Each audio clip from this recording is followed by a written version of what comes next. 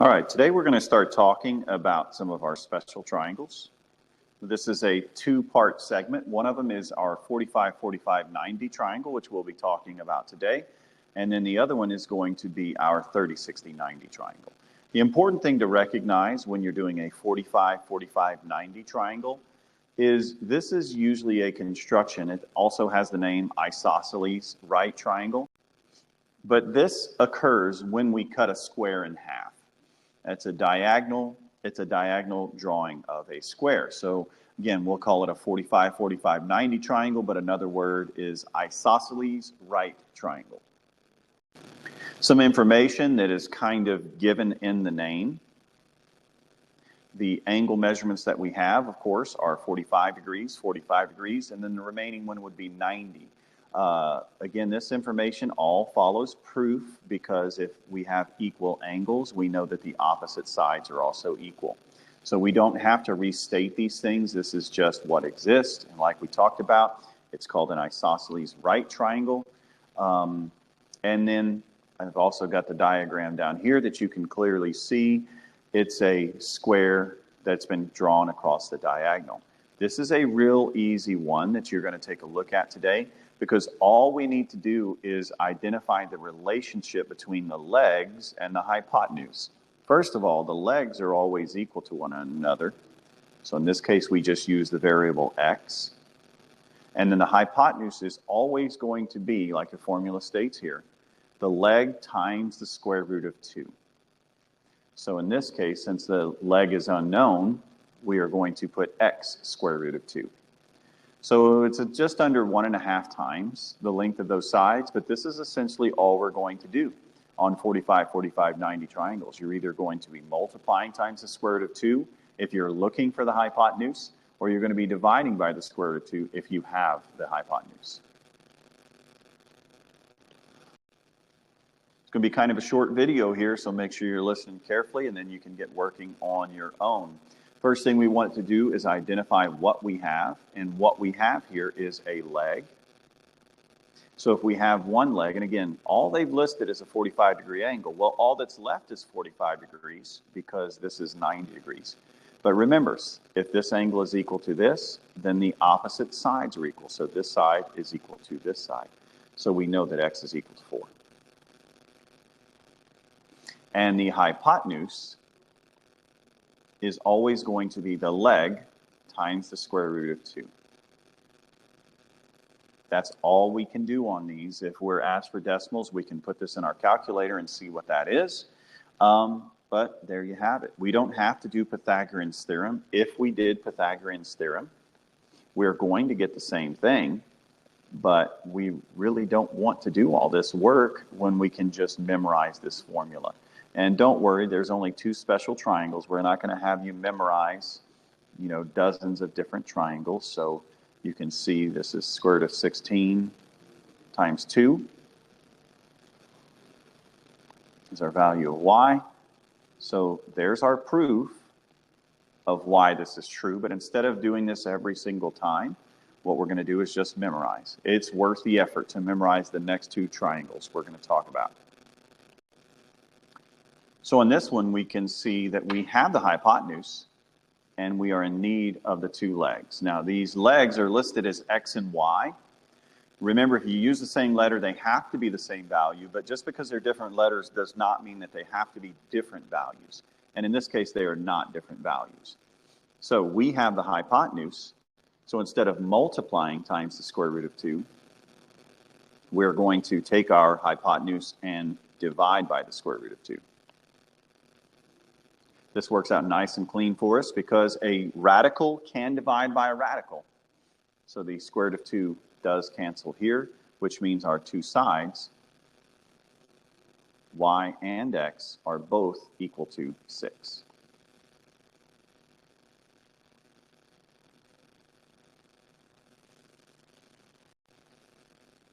So in this one, again, we have a leg. Don't be confused by the square root of 2. Just because it has a square root of 2 does not mean that it is the hypotenuse.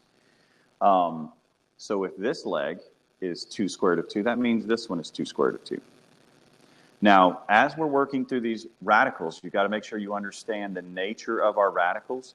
Radicals only interact with other radicals. They do not interact with regular numbers. That's in multiplication, division, adding. They're very sensitive and they only work with the other ones. So here we have the leg equal to the square root of 2, 2 square root of 2, excuse me. So in order to find the hypotenuse, what we have to do is multiply times the square root of 2. Now, regardless of how you do this, most of us are going to do it this way, radical times radical. This would be 2 times the square root of 4, because 2 times 2 is 4. And the square root of 4 is 2, so 2 times 2 is 4. So if this was the case, our hypotenuse would be 4. An alternative method, I really don't suggest doing this, but you could also rewrite this as 2 times the square root of 2 squared, because you have 2 of them. When you square a square root, those values cancel. And of course, you're going to get the same thing because it is the same thing. 2 times 2 gives us 4.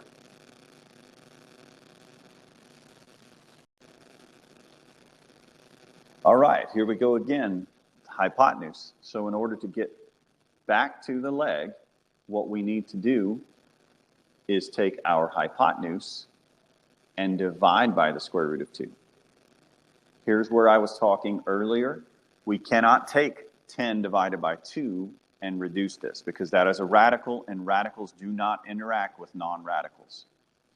Here's a little trick that I have. I don't know who taught it to me. I think I just invented it, but I call it bump and keep.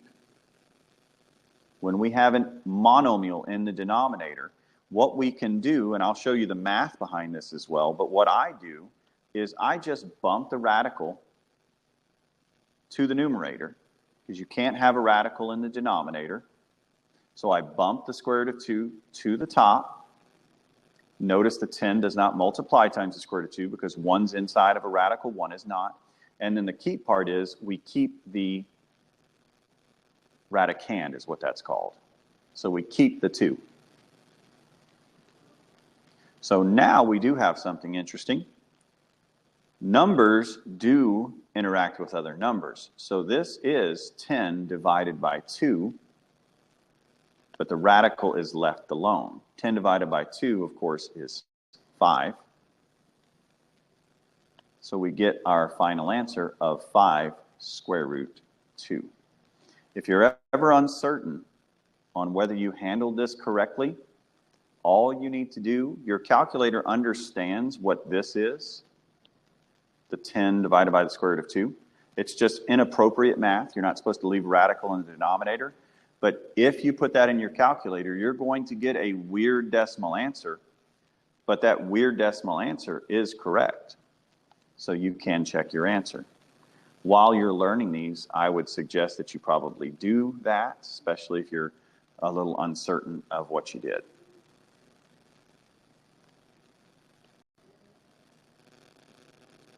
This one is very similar to the last one, except for we do not have any reducing going on.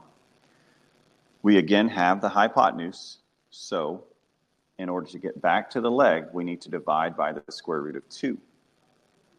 This one works out very nicely for us. If you use the bump and keep method, now I'm going to do the not bump and keep method and show you what you're mathematically doing. The bump and keep that I'm saying is essentially a shortcut for multiplying times the square root of 2 over the square root of 2. And what mathematically happens here is it becomes 7 square root of 2 over the square root of 4. So this is square root of 7 square root of 2 over 2. And there is no reducing happening here. If you check this with your calculator, let's say you did do this, your calculator is going to tell you that that is wrong. So make sure that you do check those answers. See how they work out for you.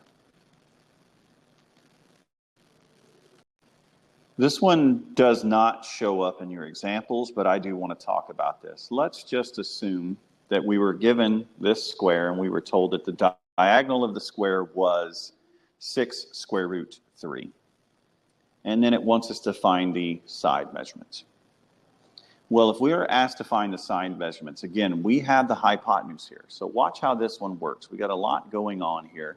In order to move back from the hypotenuse to one of the legs, we know that we need to divide both sides by the square root of 2.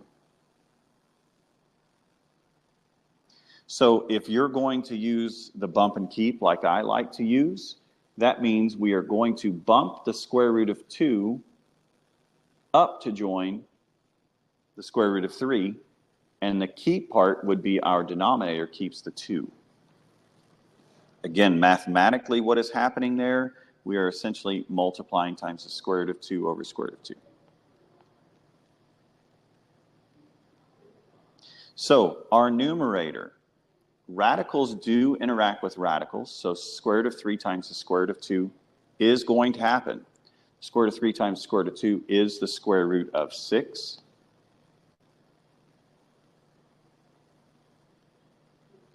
We have 6 over 2. Now we do have some reducing we can do here because the 6 and the 2 share a factor. And again, this does not, because that is not a 6, that is the square root of 6. So those cannot reduce, but I can reduce these particular parts.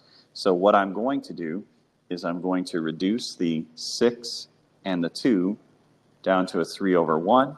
So when I finally get done with this, my answer for the side x is going to be 3 square root 6. So this is how we use 45, 45, 90 triangles. It is worth memorizing these because really it's only 2 steps. Multiplying times the square root of 2 or dividing. You technically could do Pythagorean's theorem. You could actually do Pythagorean's theorem on this one if you want, but I very much suggest against this. Whoops. You could do x squared plus x squared equals 6 square root 3. This would be 2x squared, because when you add the like terms, you could divide by 2 and then keep going and going and going. But my suggestion, just stick to memorizing those. And we're going to add the 30, 60, 90s hopefully tomorrow. And then those are worth memorizing as well. Good luck.